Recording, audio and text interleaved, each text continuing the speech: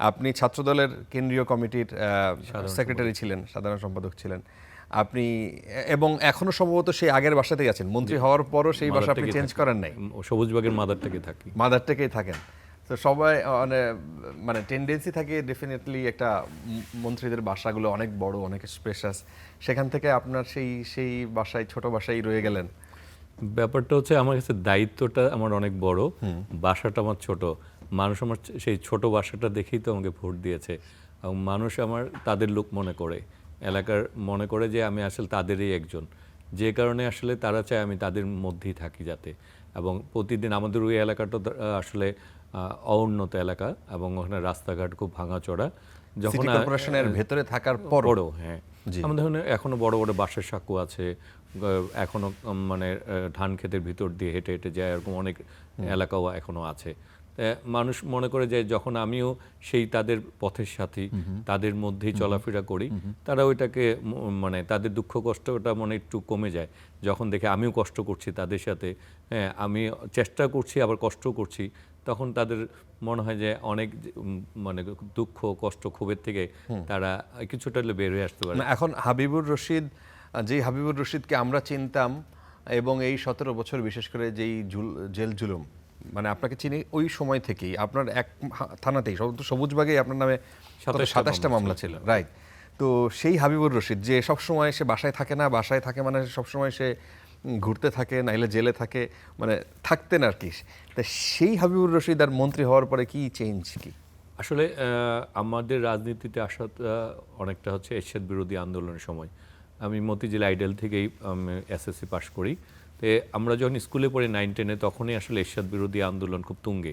তো ওই তখনই আমরা আসলে ছাত্র রাজনীতির সাথে অনেকটা সম্পৃক্ত, যে আমরা স্বৈরাচারের পতন হবে, দেশ একটা গণতান্ত্রিক দেশ হবে।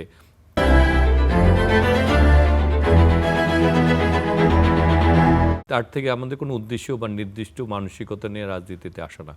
যে আমাদের রাজনীতির আসা ব্যাপারটা ছিল যে আমরা যখন যখন আসলে মানুষের মধ্যে খুব মানে রক্ত টকবকে থাকে, তখন আমরা মনে হচ্ছে সবাই ছাত্র যারা এরশাদের বিরোধী আন্দোলন, তো তখন ঢুকে যাওয়া, এবং তার থেকে এক্সট্রা সময় রাজনীতিতে পুরোপুরি সম্পৃক্ত হওয়া। পরবর্তীতে ফ্যাসিস্টের সময় আমাদেরকে, হাসিনার সময় আমাকে প্রায় 86 দিন ডিবি রিমান্ডে থাকতে হয়েছে। 86 দিন, একটানা 25 দিন আমি ডিবি, 13, 14, 15, ওই আচ্ছা, যখন ওই যে আন্দোলন ছিল নির্বাচনের জন্য, হ্যাঁ, সেই সময় আমি 2বার অ্যারেস্ট হই। তা আমাকে প্রায় একটানা 25 দিনের ডিবির ওই গারোতে থাকতে হয়েছে। যেখানে থাকতাম ওইখানে হয়তো বা 21 জনের বেশি থাকা সম্ভব ছিল না, কিন্তু আমরা 45 জন 48 জনও থেকেছি। একটা ওয়াশরুম ছিল, সেটার আবার দরজা ওইভাবে ছিল না, কোনো ফ্যান ছিল না। আর ফেরারি লাইফ তো আসলে সবসময়, কখনো 6 মাস, কখনো 1 বছর বাসায় যেতে পারতাম না। আমার মাকে সবসময় বলতাম যে আম্মা 2টা ব্যাগ রেডি করে রাখেন, একটা শীতের কাপড়, একটা গরম কাপড়ে, কোন সময় অ্যারেস্ট হই, কোন সময় জেলে যাই, জেলে গেলে অন্তত কাপড় পরার কাপড়গুলি যাতে সাথে যায়, ওই ব্যাগটা যাতে পৌঁছে। ওই মানসিকতায় বড় হতে হতে আসলে নিজেকেই মানে ওই জায়গায় নিয়ে গিয়েছে যে চাহিদার জায়গাটা খুব স্বল্প হয়ে গেছে।